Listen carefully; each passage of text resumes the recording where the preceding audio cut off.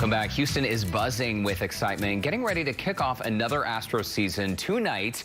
And of course, things will be looking a little different this year. They're going to look different, but they pretty much will sound the same. One thing we can count on is hearing Geoff Blum's voice on TV for every home game. The TV analyst and former Houston Astro is joining us now on Zoom. He's a multitasker, just got his haircut at the Upper Hand Salon with Cecilia. Amazing.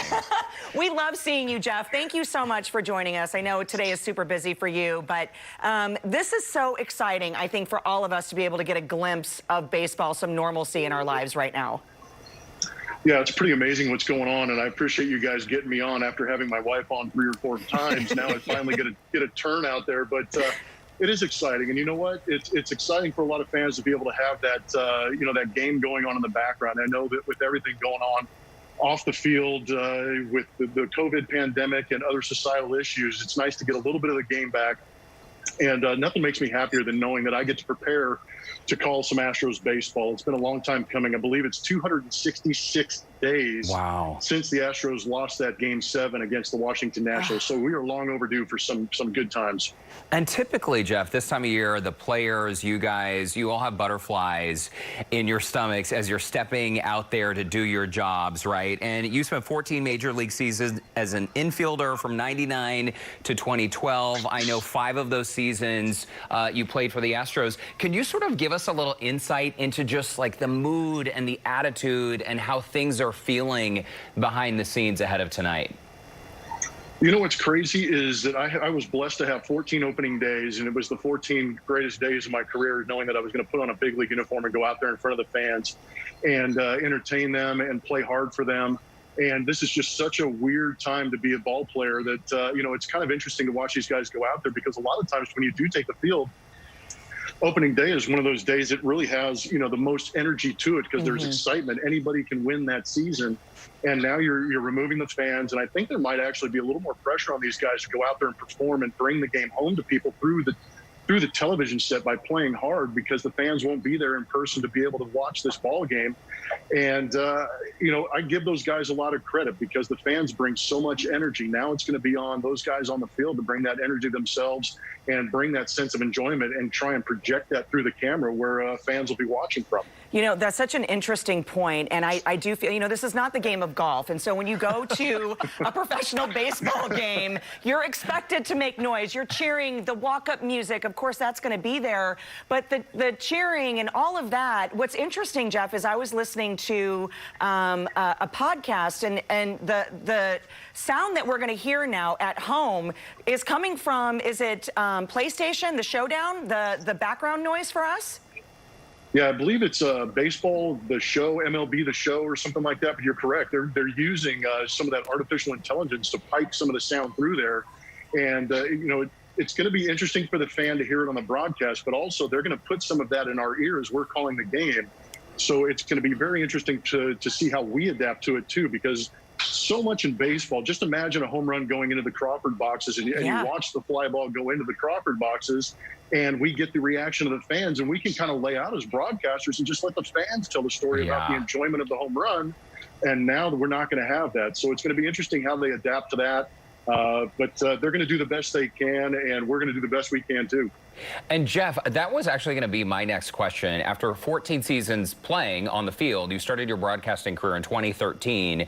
What you just described, like the energy from the fans there in the stadium and allowing the fans to just sort of, tell the story, are you feeling some added pressure going into tonight without all of that fan energy right there next to you?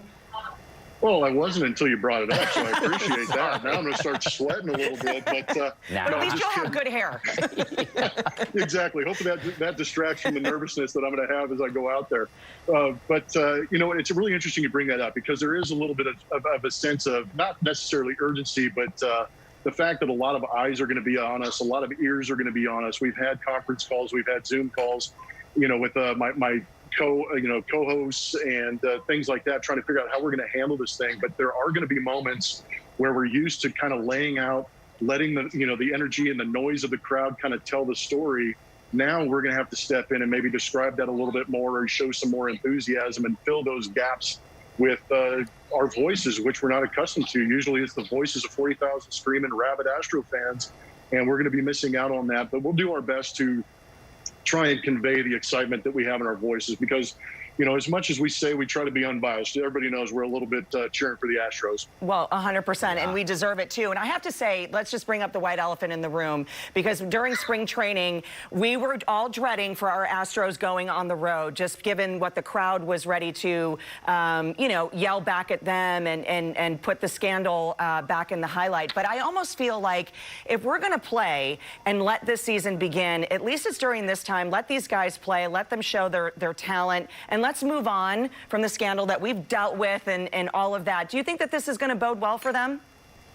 Yeah, I do. And I think a lot of it, like you said, has to do with when they get on the road. They're still going to travel. I'm not sure what kind of pressures are going to be, at the hotel or in the parking lots as these guys drive up. But we know for a fact that the field is going to be their refuge, and inside those stadiums is where their refuge is going to be. So hopefully the game overwhelms a lot of the issues that are going on, especially the ones surrounding the sign stealing scandal that these guys were involved in.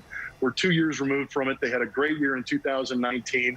You're never going to make everybody happy 100% of the time, but I think these guys have made their apologies felt the way they felt best, and they're looking to move on because they're a great ball club, and they're going to go out and prove it again here in 2020. And that's all they can do, is try and avoid some of that noise maybe on social media that they're going to get a lot of, and just go out there and play the game as hard as they can and win some games. And that's the cure for most evil, is going out and win. Yeah, well said, Geoff. Listen, we're out of time, but one last question.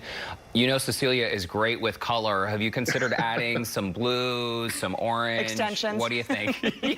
Well, I tell you what, yeah, I could probably use the extensions to give me a little life to this thing. But next time you see my wife, ask her if I should add any color to it, because if you're a diehard Astro fan, in years past I have had several different hair colors, and now that I am a fine, upstanding, dad in society, I've hidden all those pictures for my daughters. But you never know. Cecilia might talk me into doing something a little crazy. Actually on the phone. Frosted tips. Corey's on the phone with me, your wife, right now, and she says yes.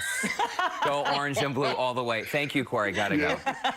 There we go. That's That'll be awesome. the next trick. I've seen a few of those pictures on her feed every now and then, so little flashback pictures. Sneak out there. Well, we appreciate you, Geoff. It's great to hear your voice and see your face. And by the way, I'll send you some batting video of Connor. He's 12, so just, tuck it away.